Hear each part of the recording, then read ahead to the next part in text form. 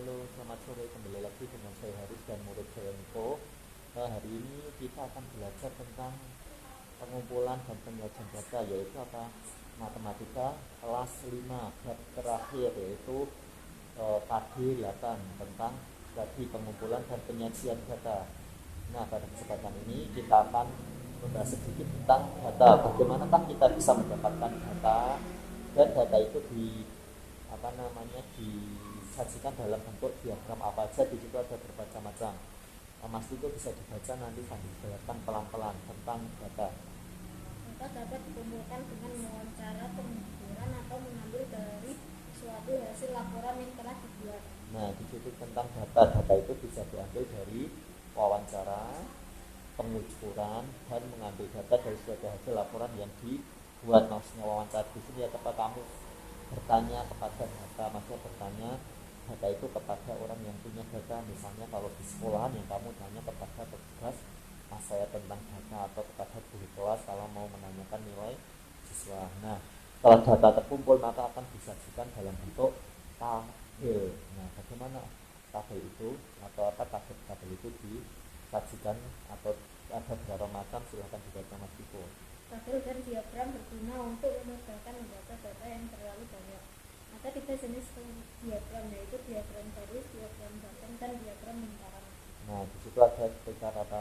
Ada 3 diagram atau yang sering kita buat untuk penyajian laporan, yaitu ada diagram garis. Nah, diagram garis di sini apa? Kalau ada data garis, itu nanti jumlahnya berapa di garis.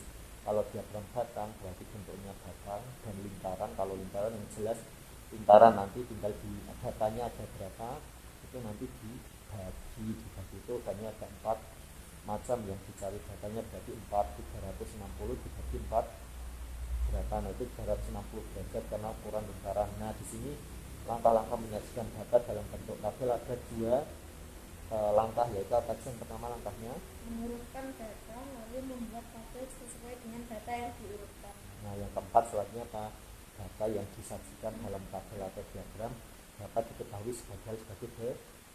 Nah, itu dari data yang kita sajikan nanti kita akan mengetahui apa sih yang didapatkan dari data. Ada beberapa macam. Yang pertama apa? Nilai terendah, nilai tertinggi, data yang paling banyak muncul, jumlah data.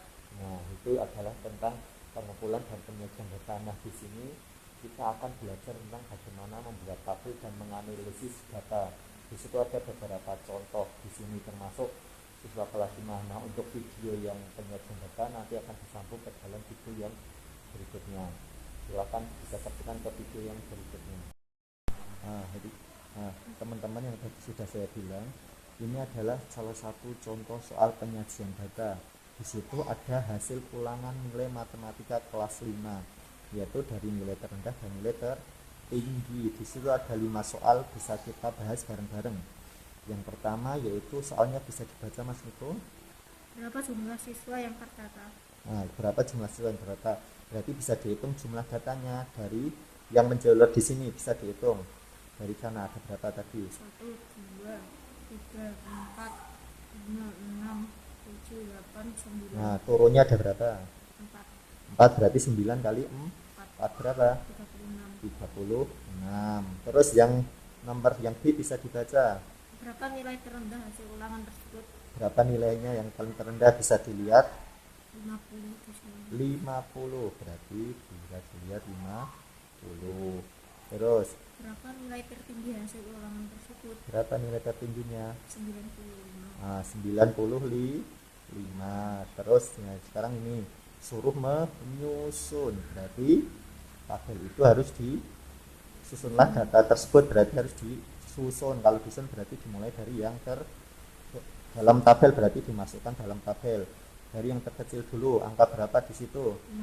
50. 50. Tadi jumlahnya ada berapa? Jumlahnya itu bisa dilihat 3. 3.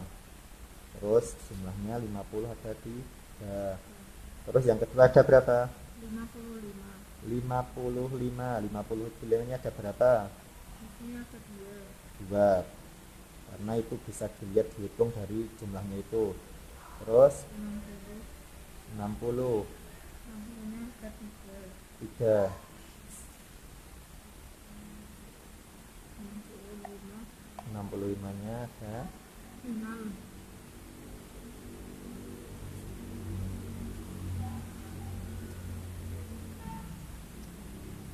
terus 6 70 ada 3. 3, jadi ditulis Taurusnya. Nah, terus ada 80, 75-nya ada berapa? 4. Terus 80 ada berapa? 3. Terus 5. 85-nya ada berapa?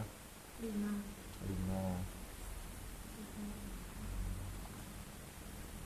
Terus ada lagi 9. 90-nya ada berapa? 5.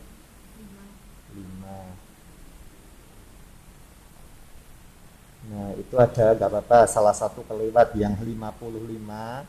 Kalau data itu dihitung ada 3, karena di barisan kedua ada 1, di barisan yang keempat ada berapa itu 55-nya?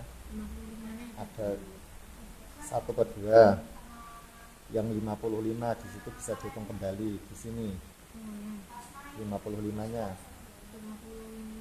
1, 2 sama itu 3, berarti ada di sama ini. Nah, 3 bisa diulang, ditulis ulang 3, terus yang ini di. Nah, sekarang tinggal dijumlahkan. 3 tambah 3 6 tambah 3 9 tambah 15 tambah 3 18 tambah 4 22 tambah 3 25 ditambah 5 berapa? 30 terus ditambah 35 tambah di sini ada 95-nya ada. Oh iya, tambah 95-nya ada 1, berarti totalnya 36. Betul nggih, karena itu cuma kolomnya ya kurang. Sekarang soal yang E. Berapa banyak nilai yang mendapat nilai 85? Ada berapa? Ada 5. Nilai berapakah yang didapat siswa paling sedikit? nilai 50. Nilai 50. Nah, itu demikian contoh soal penyajian data. Kalau kita yang namanya belajar pasti masih banyak yang salah, nggak apa-apa, itu masih bisa diperbaiki untuk latihan soal-soal selanjutnya. Sekian contoh penyajian data hari ini, kurang lebihnya mohon maaf. Assalamualaikum warahmatullahi wabarakatuh.